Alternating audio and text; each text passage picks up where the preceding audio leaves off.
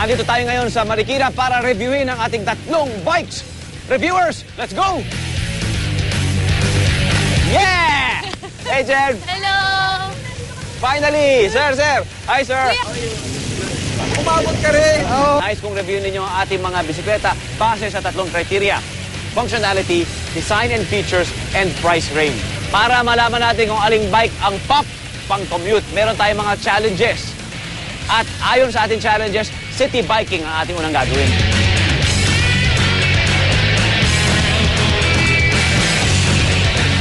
Kuya, huwag tayo dadaan sa may bus!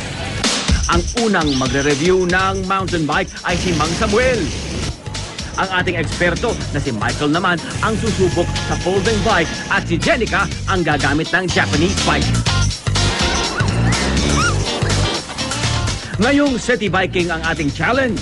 I-explore natin ang Marikina City.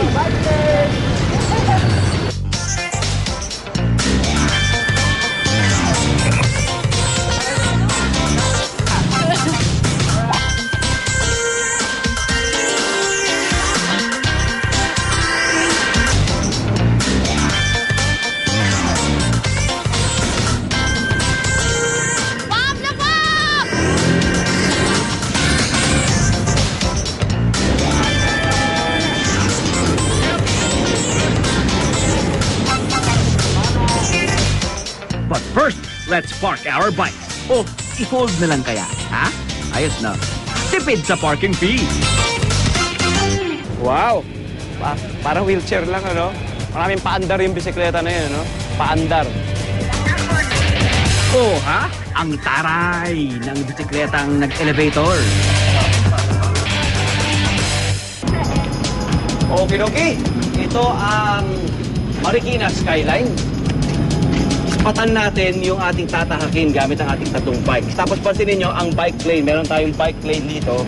Kuya Bet, kung meron kang binoculars dyan, ilabas na natin. Malapit ang bahay ng boyfriend ko dito. Tingnan natin kung anong ginagawa niya.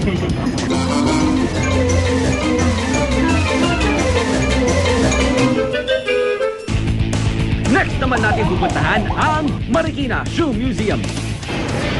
Stop! Gusto ko dito! Dito ako! Sa tabi ni April Boy Revino. Belong tayo dyan. Welcome to my house. Ito yung mga sapatos ko. Kuya Bet, walang kandado. Ayun, sapatos pang lalaki. Matapos ang museum tour, bike tour na ulit tayo, ha? Ay tayo!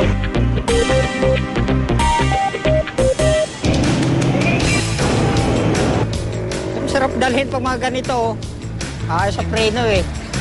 Preno pa lang oh. Pop na pop eh. Para mas maging pop, ay bumili muna tayo ng pang-picnic. Pampagana sa ating pag-review. Free taste muna, ate, ha? Alam mo naman dito sa Pop Dog, nire-review muna, pati kiat-kiat. Pasado ba, reviewers? Pagsaluhan natin yan habang nire-review natin ang mga commuter bikes nyo.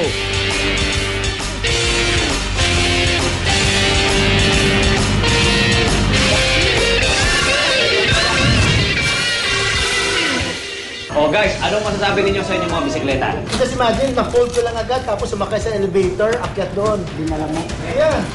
Ang dali. And then, hindi naman siya nakaka-occupy ng space dahil na-fold siya talagang to the max. Kung sa akin naman, Japanese bike, I wasn't expecting na ganun kadali mag-pedal since sanay ako dun sa bike ko na mababa yung upuan. Lifestyle bike, is that how you call it?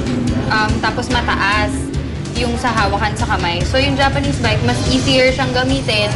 Tapos nahirapan lang ako, nagkaroon lang ng problema nung may laman na yung basket kasi ang bigat ng fruits, di ba? Bike ko talaga. Wala pa kung ano dyan na puro napakagandang gamitin.